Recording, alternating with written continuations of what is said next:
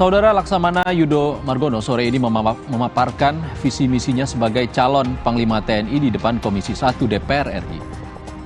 Kehadiran calon Panglima TNI Laksamana Yudo Margono di Komisi 1 DPR diantar Kapolri Jenderal Listio Sigit Prabowo, Kepala Staf Angkatan Darat Jenderal Dudung Abdurrahman, dan Kepala Staf Angkatan Udara Marskal Fajar Prasetyo.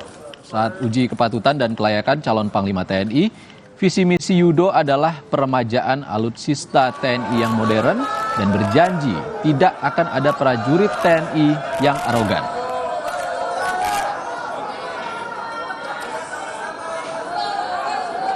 Visi misi calon Panglima TNI Laksamana Yudo Margono sudah disampaikan di DPR. Ada sejumlah janji yang disampaikan. Kita akan bahas bersama anggota Komisi 1 DPR TB Hasanuddin, dan nanti kita juga akan mencoba menghubungi mantan Kasal Laksamana Purnawirawan Ade Supandi maksud kami. Kita ke Pak TB dulu. Selamat sore Pak TB. Selamat sore. Assalamualaikum warahmatullahi wabarakatuh. Waalaikumsalam. Pak TB, apa yang jadi catatan Komisi 1 DPR dari penyampaian visi misi calon Panglima TNI hari ini? Baik, jadi dalam penyampaian visi dan misi secara garis besar cukup bagus lah ya. Walaupun seharusnya visi misi itu juga disesuaikan dengan masa bakti beliau seharusnya ya, yang kalau dalam hitungan justru kurang dari 1 tahun. Maksud saya, dalam kurang dari 1 tahun itu Panglima TNI yang baru harus memfokuskan kepada beberapa hal. Misalnya saja peningkatan disiplin prajurit yang dirasakan dalam 3 tahun terakhir ini turun. Ada misalnya pelaku pembunuhan yang dilakukan oleh seorang kolonel terhadap anak remaja, dan kemudian misalnya saja terakhir pemerkosaan yang dilakukan oleh seorang perwira menengah berpangkat mayor terhadap seorang anggota Quad yang sedang dalam melaksanakan tugas pengamanan G20. Itu ya pengamanan yang pertama. Harusnya fokus pada masalah itu dalam waktu masa bakti yang singkat. Yang kedua, misalnya mempercepat atau akselerasi dari program-program minimum essential force, begitu ya. Kan ini ya program terakhir dari minimum essential force yang ternyata ya masih kurang 2 tahun, tetapi hanya baru tercapai sekitar 62% saja. Itu barangkali yang menurut hemat kami harus menjadi fokus bahasan dan misi dan visi dari Panglima baru. Itu. Pak TB, kalau tidak cukup dalam waktu 1 tahun, artinya kita masih akan menghadapi kemungkinan adanya tindakan dari oknum TNI yang arogan. Tadi kan sudah ada jaminan dari calon Panglima kalau tidak ada arogansi lagi. Iya, ya harus dilihat nanti dalam pelaksanaannya ya. Misalnya begini, bagaimana seharusnya upaya-upaya.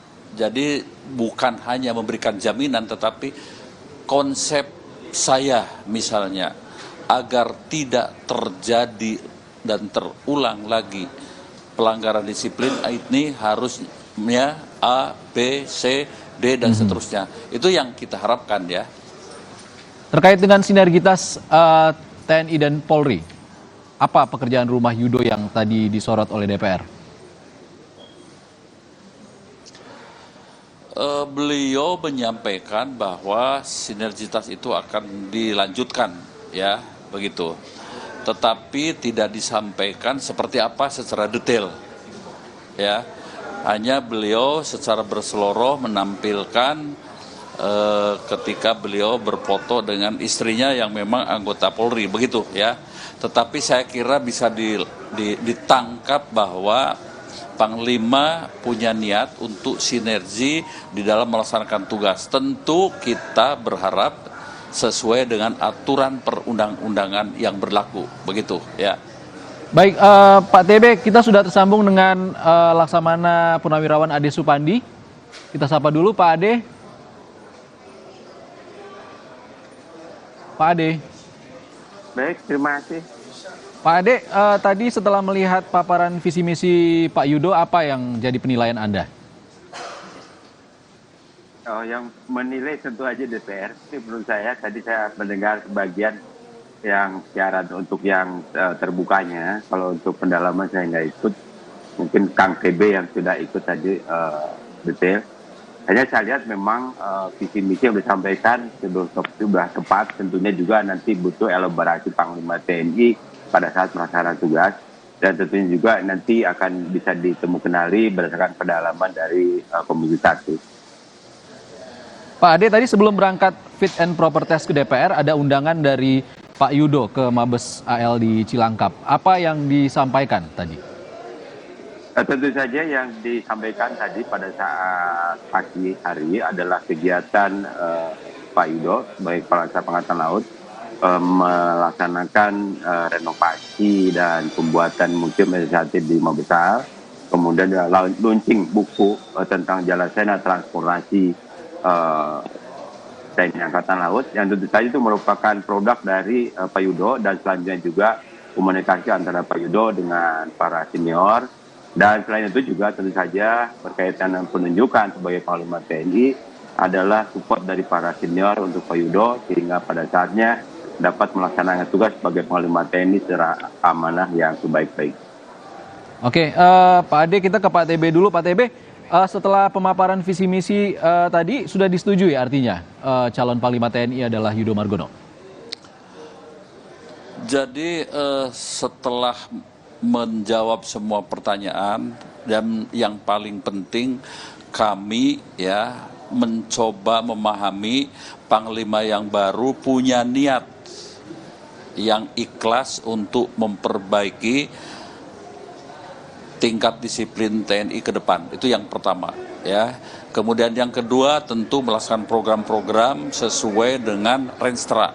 Dan yang ketiga berjanji ya dalam rangka menghadapi misalnya situasi ke depan, terutama ada program-program Pilpres, Pileg, Pilkada dan sebagainya, beliau berjanji untuk menjaga terus agar TNI ini tetap netral dan tidak berpolitik praktis sesuai dengan aturan perundang-undangan yang berlaku.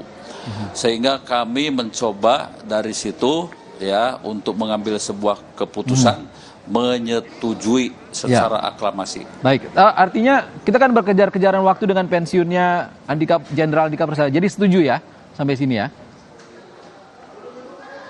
Iya, betul. Baik, Pak Ade, kita ke Pak Ade dulu, Pak TB. Pak Ade sudah disetujui oleh Komisi 1 DPR. Bagaimana tanggapan Anda?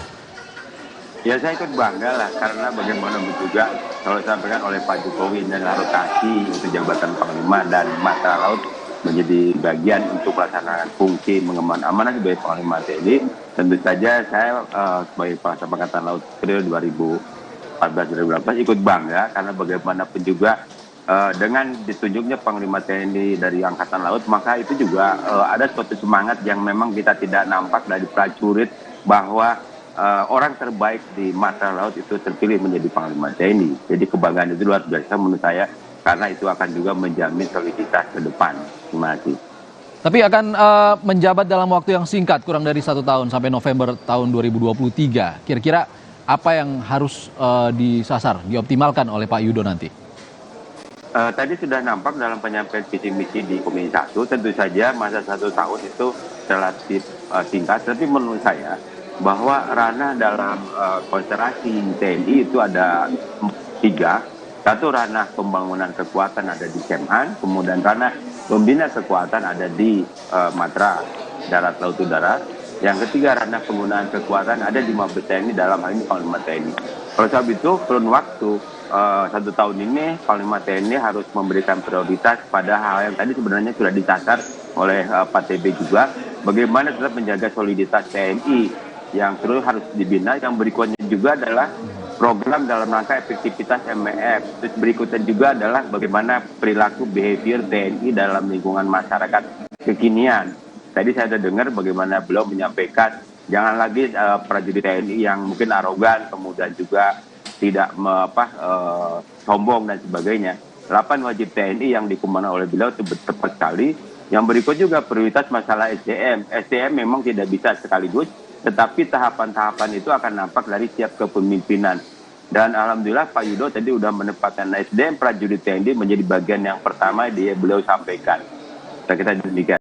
Oke, Pak Ade, kita ke Pak TB. Pak TB, tadi kan Anda cukup lama fit and proper test Pak Yudo dan diantarkan oleh Kepala Staf Angkatan Darat, Kasau juga ada. Bagaimana? Bisa gambarkan kepada kami soliditas yang terpancar hari ini? Iya, saya dari awal ya ketika pertama jadi beliau diantar oleh Kepala Staf Angkatan Darat, Kepala Staf Angkatan Udara, kemudian Kapolri dan sebagainya. Kami sempat ngobrol sesaat dalam suasana kebatinan yang Pak TB, maaf, cukup Pak Ade, bersama. Pak TB, maaf kita harus menuju DPR untuk melihat konferensi pers dari sana.